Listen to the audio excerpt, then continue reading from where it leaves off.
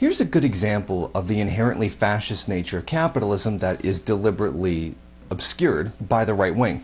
The GMO giant, genetically modified food, stuff like that, DuPont has decided that in order to enforce their own contracts, or at least you can claim monitor them, have hired ex-police officers to go around to farms and investigate them to see if they're violating the contract.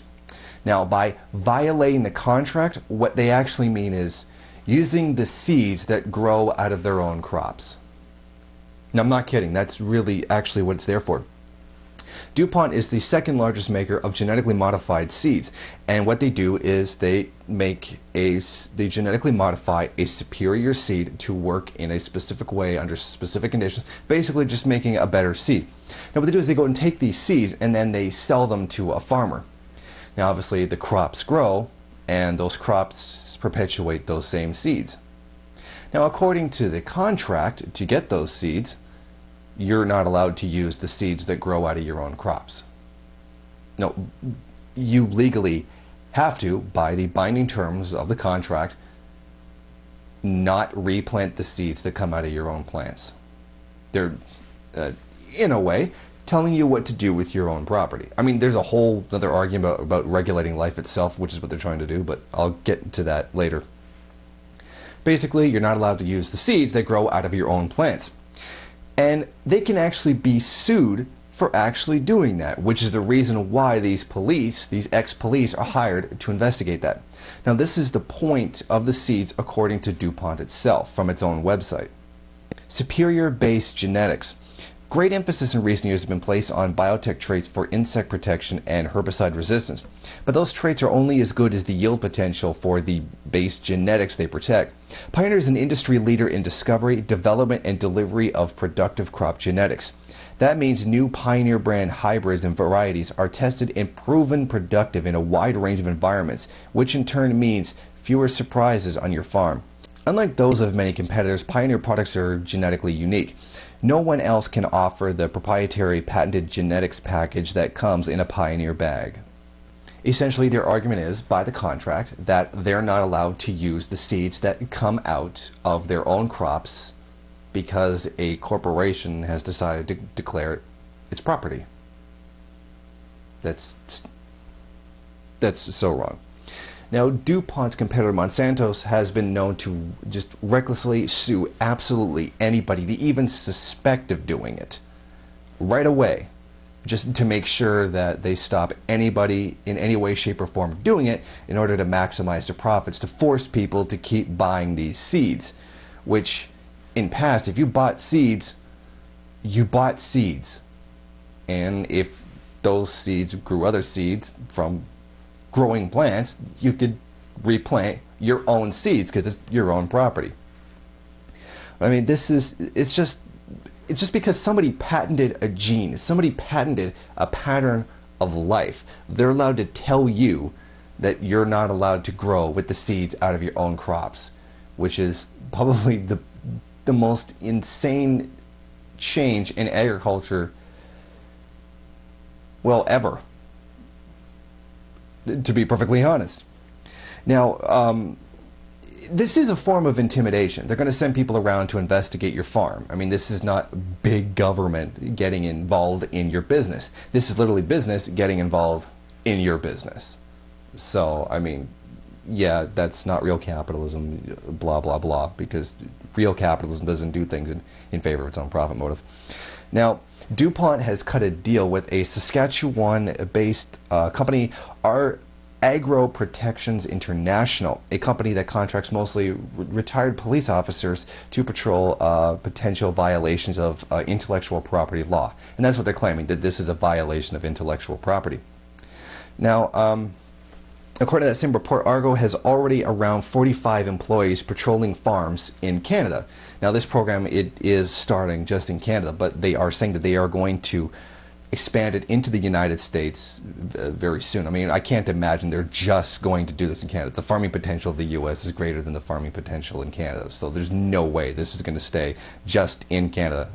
They're going to do this in the U.S. too, and I imagine it's actually easier legally to do something like this in the United States as opposed to Canada.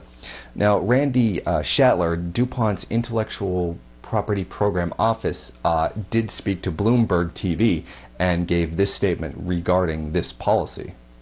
Our challenge is to get customers to understand the fact that strong intellectual property protection is a benefit that ends up at the customer level.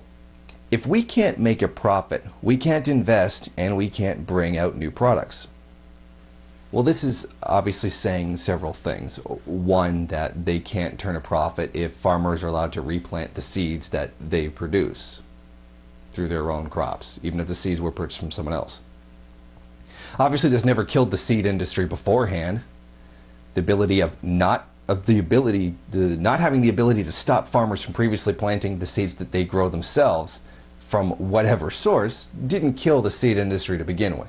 Now, you can make the argument that this is highly more complicated because they're genetically modified seeds and they're harder to build. Of course, they could grow their own seeds the same way the farmers are and just do it that way and over again. But this is, it's such a typical thing that would come out of capitalism. You have these genetically modified seeds that will give a better yield. They will be more profitable for the person who uses them. So obviously the people who use it are going to gain an advantage over the people who don't. So eventually along the way, this is going to squeeze out anybody from profitability who doesn't use them. But so essentially we end up with a situation where you do have to purchase them. You are coerced out of necessity in order to compete, to be able to continue to produce, to purchase their seeds, even if you don't want to. In order to stay competitive, you actually have to keep using their seeds because they are that much superior to the naturally grown ones. I mean, there's an argument about how dangerous it is to use genetically modified seeds altogether, but that's a completely different thing for a completely different video. Now they have to, and they are now out of necessity forced to use these seeds, which are now the property of a company, a corporation. So they're forced to use this product on something that they shouldn't even have to be forced to use. Once you have your own crops, you shouldn't have to be able to use, you should be able to use the seeds that you have in your own plants. I mean, this is completely ridiculous, where you have to sign an agreement not to use your own property. That's insane. I mean, outright, this does go against the most basic superfluous principles of capitalism, where you're not allowed to use your own property. But this is what capitalism has manifested itself into: a means of force to make profits. I mean, this is capitalism. This is what it turns into. A means of forcing you to purchase their products. I mean, as evil as this actually is, it's genius. In terms of a profit-making standpoint, this is the most economically rational thing to do. It's smart. By the logic of capitalism, by the logic of creating profit, this is the right thing to do because it's the most profitable.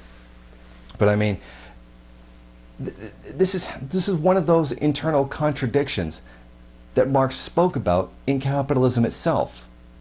The ownership of one's own property being subverted by the ownership of another property because it's profitable to do. And if you don't do that, you're not doing what's profitable and you're not doing what's economically rational, so you're not doing capitalism. So by not doing this, you're not being capitalism. And by doing this, you're not being capitalism. Because capitalism is a system riddled with contradictions. And it's just, this is what it's always going to turn into. A means of forcing someone to purchase a product, whether they like it or not. I mean, there's all kinds of alternatives, like, say, having government R&D develop it the same way they developed computers and the internet and a lot of the things that we use now, and just let people bloody well use it. I mean, it doesn't matter that this has the potential. I mean, if this seed could be used anywhere without paying some ridiculous contract to use them, and these seeds could be just planted all over the world, and even modifications made on individual seeds depending on the climate in which they're grown, we could grow all kinds of food all over the world and we could produce far more food than we have now. But it's economically irrational to do so. One, it cuts the profits of a private company, and two, having a lot of it cuts the price due to markets for food.